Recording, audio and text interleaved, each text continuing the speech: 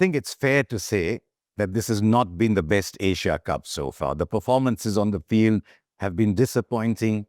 The actions of the field have been disagreeable.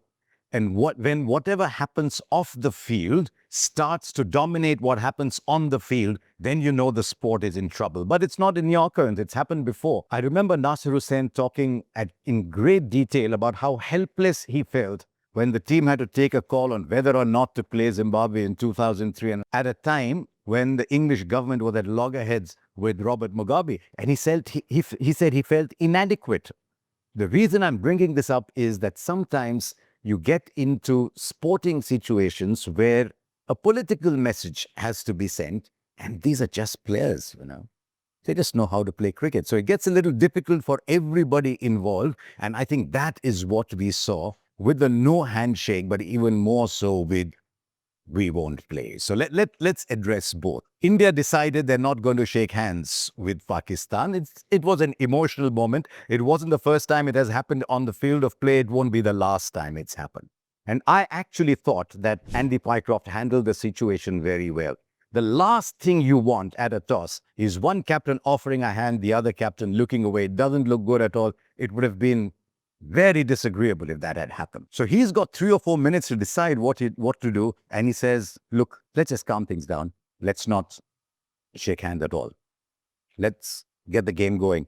Now, you and me watching, we didn't even know something was brewing because there was no handshake. It would look very bad, as I said, otherwise. Pakistan, I think, were very angry with what happened afterwards. It happened with what Surya Kumar Yadav said in the press conference, with the no handshake after the game and the shutting of the door. And so they felt the need to say something. They felt the need to do something to assuage their constituency, just as India's decision was to assuage their constituency. It was to tell people, look, we also cared. You thought we came to the Asia Cup. You thought we didn't care. Look, we're showing you we care. Here's a message for all of you. Now, Pakistan had to be seen to be reacting to it, but they chose the wrong man. They chose the wrong target. We've all been in situations before where we issue ultimatums that we cannot enforce. If you do that, I won't have dinner. Okay, don't have dinner. You don't have a fallback. If you do that, I won't write the exam. Okay, don't write the exam. You have nothing to fall back upon. The moment you give an ultimatum that you cannot enforce, you're very weak. Pakistan played themselves into that situation, and effectively, they were being told, you don't want to play, that's your call. I think they were very lucky that there were sane mediators around, and I think they were very lucky that the UAE said okay to the 1 hour delay. UAE could well have said, they didn't turn up, we'll take the 2 points, let's go and play the playoffs. We've never been there before, it'd be fantastic for us. So I think Pakistan went after the wrong target, and in doing so, just made this big song and dance about it. They came up with some strange arguments. Andy Pycroft has officiated in so many matches against India. The number wasn't right. He's done over 100 games involving Pakistan. He's been a very experienced match referee. I thought Pakistan could have been a little cleverer. But that is where it is. I suspect the last has not been heard of it. There's far too much political posturing taking place in this Asia Cup. And as I said earlier, that has dominated the cricket. I think the outcome was that Pakistan have ended up playing very ordinary cricket. They were ordinary against India. I don't know if they were worried about the outcome, given all that's happening between the two countries. But they were tens, they were overawed, they didn't play great cricket. And then they came out to play against UAE, and I think they were very lucky to scrape through in that game. Pakistan are being bailed out by a batsman who can't score runs, who's bowling well, and by a very, very fine bowler who's not quite at the top of his game, but who's giving them valuable runs at the end. And I think they're a little confused with their batting order. Sometimes it's best to see what the outside world feels about you. And if you look at all the narrative in India, the two players India would be most concerned about in that Pakistan team are Shaheen Shah Afridi and Fakhar Zaman. Fakhar Zaman got them out of jail in one of the games as well, moved up to 3. I don't know what he's doing at number 4, but that's something for Pakistan to resolve. And for their fans, who are exactly like us, want their team to win, and that is how it should be. For their fans, they would hope that Pakistan are able to put all this silly wrangling behind them and come out and play cricket, because that is the strongest statement that they can make. What else happened at the Asia Cup? I thought the biggest disappointment was Afghanistan. Afghanistan's great strength is their bowling, and it was the bowling that let them down in a game. They were reasonably well placed to win against Sri Lanka after that great performance from one of my absolute favorite players, Mohammad Nabi. But Fadlat Farooqi is going through a dip. Noor Ahmed had a bad day. I'm not sure about Mujib anymore. He needs to reinvent his career. And I think they need to look at Rashid Khan, not just at his skill, but what he brings to the table, his enthusiasm, his spirit.